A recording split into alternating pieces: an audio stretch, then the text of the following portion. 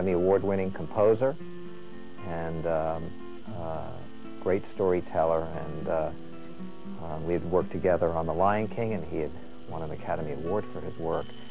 And Stephen Schwartz had written a quite beautiful opening song, which was a lullaby that was created for Moses' mother.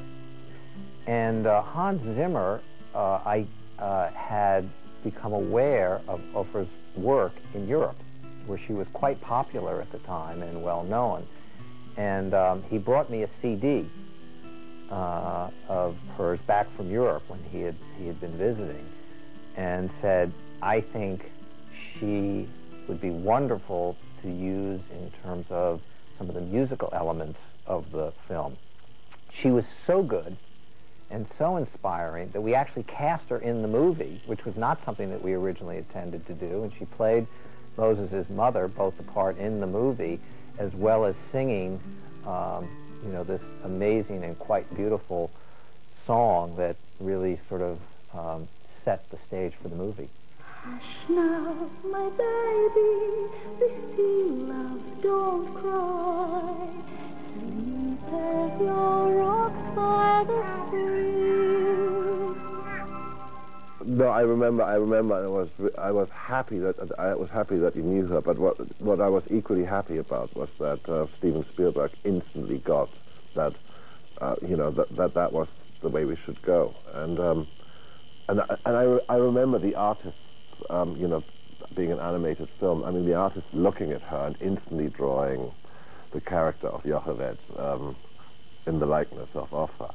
You know, which. What else could we do? There was, you know, she was beautiful and she was talented, and she was, for me, she was always the heart of that movie. Remember my last lullaby, so I'll be. You know, we were doing good. You know, she was going through the song time and time again, and Jeffrey Katzenberg suddenly said, I said to somebody, go out, get a doll. So somebody went out, bought a doll, gave her a doll, so now suddenly she was singing to this baby. And, oof, you know, it just, you know, yeah, everybody in the studio started crying. You know, because we really wanted Ofre to feel in the moment of performance this sense of singing a lullaby to a child, we went over to the Five and Dime and bought a little plastic baby, and so that she could actually sing to this little doll, and it actually worked. She suddenly, that doll came to life in her mind, and her performance was, you know, spectacular. You could feel it was from the heart. This is always why it's hard to talk about her, because you remember these moments and you go, oh, I wish we could have had a serious moment like this. I wish her life could have turned out like that moment there, like, you know, all those things. You know.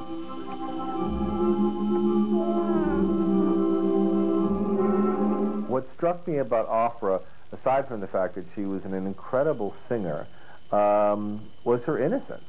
Not only her innocence, but she was so young, and she appeared to be even, you know, she seemed even younger than she was in chronological years. She looked like she was 21 years old to me. I think that, and the concert went great. It was quite an honor to have her there. So it's not something that everybody, you know, that everybody could do. But I had help from Bezalel Aloni, who lived in Westwood, and that's where I next saw her. I invited her to come and perform in my class, and to my amazement, she came. She came and she performed, holding an oil can and singing. And I remember sitting out with the students saying, this is the greatest thing about teaching this class. This is the greatest thing about being involved in this music and having this as a career. If my father could only be here to see what's happening right now, he would have said, it's okay that you didn't become a lawyer like the rest of us. And I remember seeing her and how beautiful she was and how elegant she was holding that. It was, for me, it was a timeless moment, and it was perfect.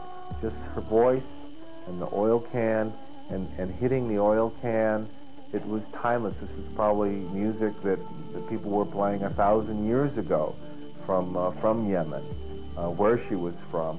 and this is also the way that I most enjoyed hearing her beautiful angelic voice. As I look back on yesteryear, all pictures coming clear. As I look back on yesteryear, all pictures coming clear. I see my father work the fields, my mother holds me near. I see my father work the fields, my mother holds me near.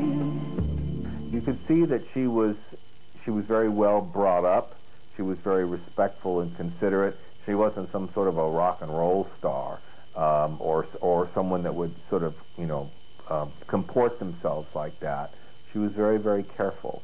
She was very, the French would use the word soignée. You could see with her hair, her makeup, what she was wearing. You could see that she seemed a little conservative.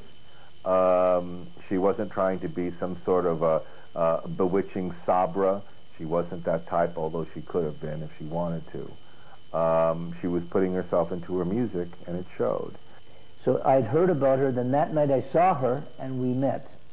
And I was very drawn to her as a person, her spirituality, the sound of her voice, the uniqueness of her talent.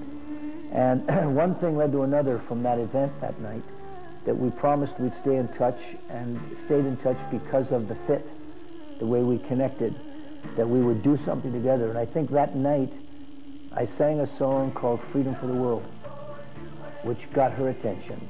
One thing led to another, that we were going to get together and do something together. So the inspiration was feeling what I felt for her as an artist and a person, finding the right song, which led us to Freedom for the World. I always had a very titillating, flirtatious feel for Oprah, which I spoke to her about.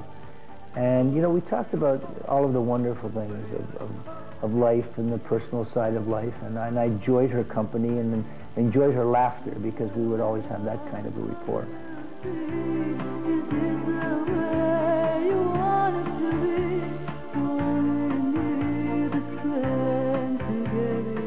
When you listen to the sound and the tone of her voice and her look, her imaging, there was nobody like her. And I think that everything that would have happened to her in the future was all in front of her.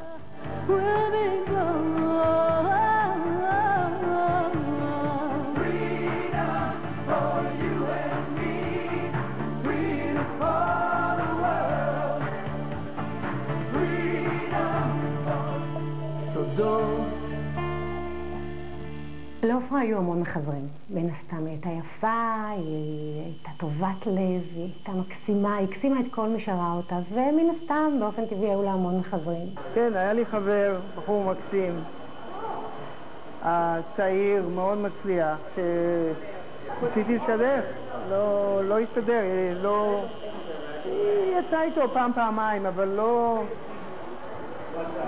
היא הייתה כל כך תמימה, היא לא הייתה יוצאת עם מישהו סתם בשביל לצאת. אופי הייתה בטיפוס מאוד אופטימי, ותמיד האמינה שכשזה יבוא, זה יבוא, ובאותה תקופה היא גם עבדה על התקליט, אני חושבת, כל הנשמה.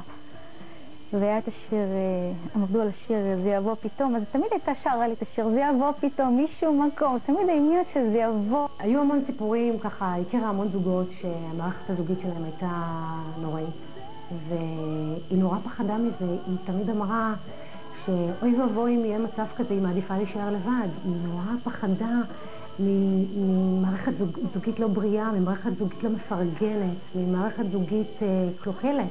היא הייתה אישה מאוד יפה, הייתה כריזמטית מאוד, ומעבר לחזות הנוצצת שלה והכריזמה האומנותית שלה וכו' וכו', היא הייתה ילדה קטנה. היא נשארה ילדה, הייתה מאוד מאוד תמימה בעניינים האלה, והייתה לה יועצת צמודה אליה. זאת אומרת, היא התייחסה מאוד מאוד היום בצורה בלתי ברורה לי לחלוטין לאחת האחיות שלה. יש לה 6 אחיות, אבל אחת מהן הייתה מאוד קרובה אליה. אני זוכרת שהיא אמרה שהיא מעדיפה להיות לבד, אבל לעולם לא להיות עם בן זוג שיפריע לכיף הזה שלה. אני הכרתי לה ישראלי לשעבר, שמאוד מאוד הצליח בארצות הברית בעסקיו. איך שהכרנו, מיד הייתה איזו כימיה, והבית שלי, שתמיד היה פתוח להרבה אורחים, נפתח כמובן לעופרה ולבצלאל, והשיחות שלנו היו מאוד מאוד מעמיקות, בנושאים של רוחניות בעיקר, לא פוליטיקה, אף פעם לא פוליטיקה, רק דברים שהם בנושא של תרבות, רוחניות, קצת דת, ישראל. מאוד אהבתי את הדקות והשעות שהיה לנו לשוחח ביחידות.